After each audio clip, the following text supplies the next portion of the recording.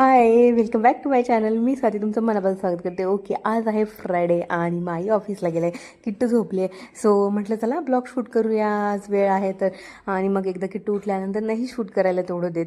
So देवपूजा करून घेतली, कारण की एकदा का स्वयंपाक आणि जेवण केलं त्यानंतर काही देवपूजा करायची इच्छा राहत नाही. सो पटकन किट्टू उठूपर्यंत देवपूजा करून घेतली.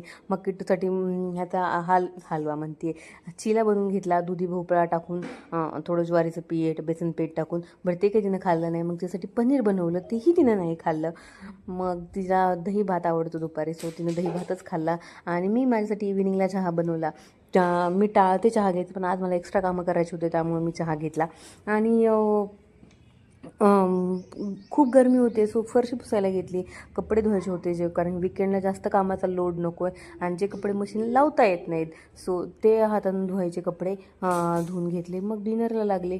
डिनरमध्ये ॲज युजल मूग दाल चिला, किट्टूसाठी प्लेन आणि आमच्यासाठी तिखट मसाल्याचा. पण मला आता खूप छान डोसा जमतो, एकदम पातळ असा, एकदम पेपरासारखा डोसा जमायला लागला आहे. आणि मग माहीनं तो आवडीनं खाल्ला. मग किचनमधला पसारा आवरायला घेतला. आणि मग संपवला दिवस. Bye, thanks for watching. तुम्ही आणखीनही सबस्क्राईब केलं नसेल माझ्या चॅनलला तर सबस्क्राईब करा. बाय, भेटूया नेक्स्ट ब्लॉगमध्ये.